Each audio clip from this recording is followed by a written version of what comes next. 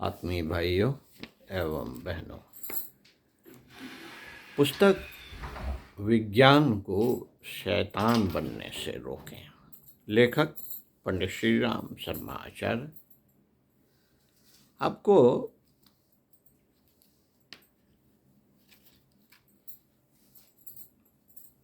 अपनी आवाज़ में पढ़कर सुनाता हूँ।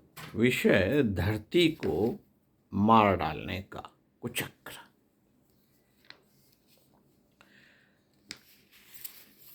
मित्रों, इसे दुर्भाग्य ही कहा जाएगा। दुर्भाग्य ही कहना चाहिए कि जिस प्रकार आहार विहार को सुसंयत रखकर स्वास्थ्य रक्षा के सीधे उपाय को छोड़कर लोगों की समझ में आ गया है कि अप्राकृतिक और उच्छृंखल जीवन क्रम बनाकर मनमानी की जाए और उसके दुष्प्रभाव से बचने के लिए दवाओं की शरण ली जाए, उसी प्रकार भूमि के बारे में भी यही नीति अपनाई गई है। उसे खरपतवार और गोबर की खाद से वंचित किया जा रहा है। पशुधन घटता चला जा रहा है और गोबर का दूसरा उपयोग हो रहा है। जो घास पात खेत से ली जाती है वह प्रकारांतर से उसे वापस नहीं मिलती। ऐसी दशा में जमीन यदि कम उपज देने लगे तो यह स्वाभाविक ही है। इस कमी की पूर्ति के लिए आज की सभ्यताभिमानी उद्यत बुद्धि कोई जल्दी पहुंचने वाली पगडंडी ढूंढती है। दवाओं के आधार पर स्वास्थ्य संरक्षण एवं रोग निवारण की जो सनक कार्यान्वित हो रही है, वही तरीका भूमि के लिए भी अपनाया जा रहा है। रासायनिक खादों से भूमि को उत्तेजित करके उससे अधिक कमाई करने की रीत नीति अपनाई जा रही है। सोचा जा रहा है इस तरह अधिक पैदावार का लाभ उठाया जा सकेगा। जो प्रयोग हम आज करने चले हैं उसे अमेरिका में बहुत पहले आजमाया जा चुका है। जल्दी से जल्दी अधिक से अधिक लाभ उठाने की नीति अपनाकर उन्होंने रासायनिक खादों का अंधाधुंध उपयोग किया। कुछ समय तक उसके लाभ भी मिले, पर अंत में उस भूमि का अधिकांश भाग अपनी उर्वरा शक्ति खोकर बेकार हो गया। अमेरिका के कृषि विभाग की भूमि संरक्षक संस्था ने हमारी बची हुई भूमि नामक एक पुस्तक छापकर उसमें रासायनिक खादों के द्वारा भूमि पर पड़ने वाले कुप्रभावों का विस्तृत वर्णन किया था। उसमें बहुत भयंकर आंकड़े थे। लगता है रासायनिक खादों के उत्पादनकर्ताओं के दबाव या अन्य किसी कारण से उस पुस्तक के दोबारा छपने का अवसर नहीं आया। उपरोक्त पुस्तक के तथ्यों की भयंकरता को घटाते हुए उस पुस्तक का एक सरल संस्करण हमारी उपजाऊ भूमि के नाम से छपाया।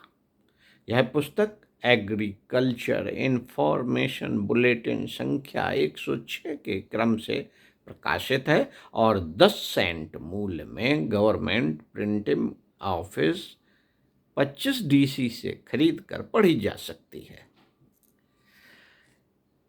इस पुस्तक में लिखित उद्धरणों से विदित होता है कि रासायनिक खादों के प्रभाव से अमेरिका की 28 करोड़ एकड़ जमीन बर्बाद हो गई, जो कि उस देश के Illinois, Iowa, Missouri, Kansas, Nebraska और वायोमिंग राज्यों की कुल जमीन के बराबर होती है।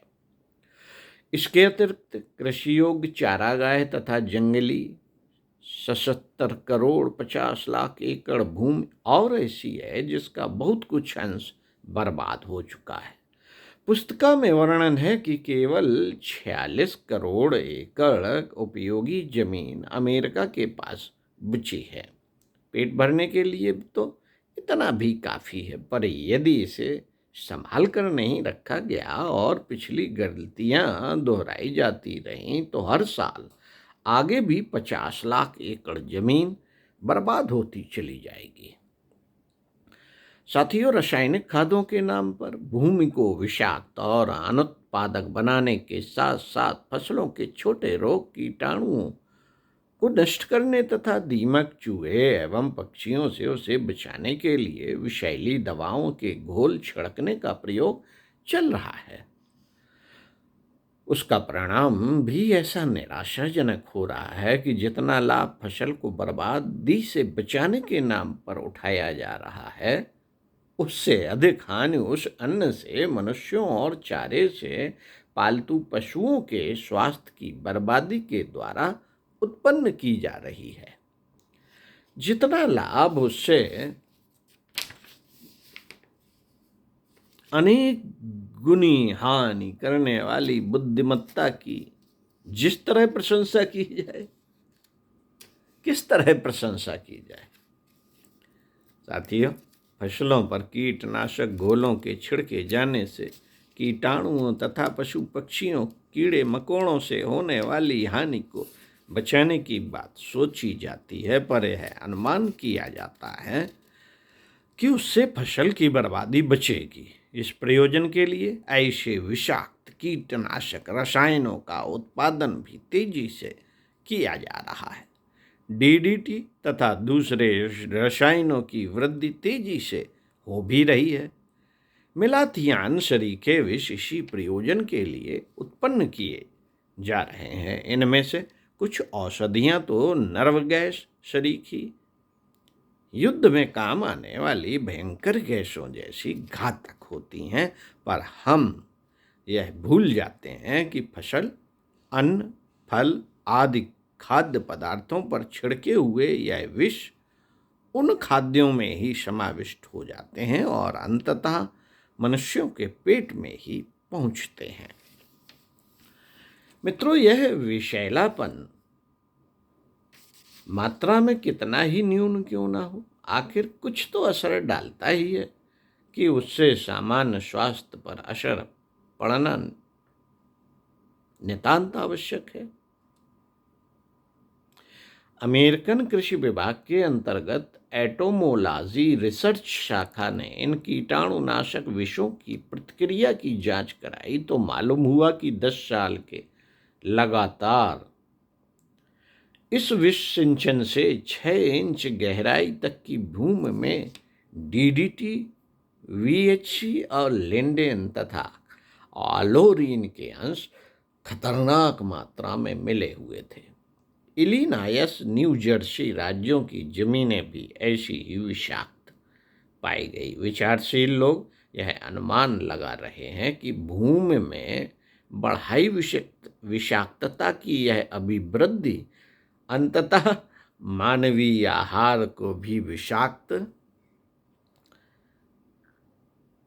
ही बनाकर रहेगी और उसके परिणाम उसे भुगतने पड़ेंगे।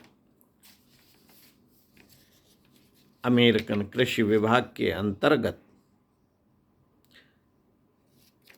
साथियों, फल, फूल, दूध, शक्कर, साग, अन्न, हम जो कुछ भी खाते हैं उनमें अधिकांश कार्बन तत्व होता है। कार्बन हवा और मिट्टी में पाया जाता है।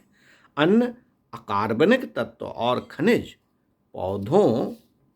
पौधों को पृथ्वी से मिलते हैं।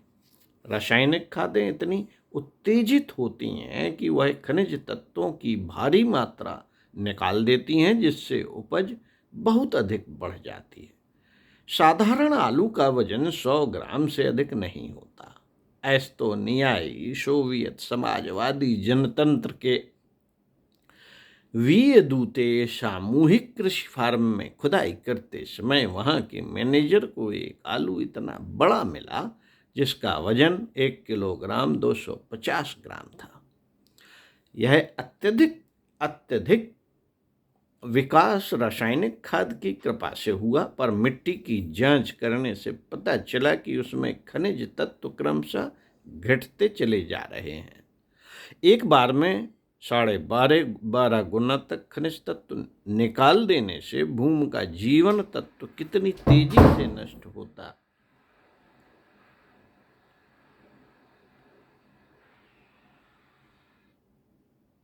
कितनी तेजी से नष्ट होता होगा इससे आसानी से समझा जा सकता है, पर आज के लोगों का ध्यान तो 1.25 किलो के आलू की तरफ अधिक है।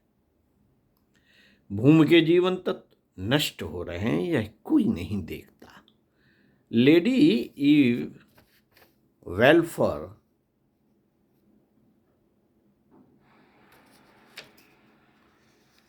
अपनी पुस्तक लिविंग साइल में स्पष्ट कर दिया है कि यदि मनुष्य यह समझता है कि धरती निष्प्राण है तो यह उसकी भूल है। आइए इसी क्रम में अगले वीडियो में सुनते हैं। ओम शांति।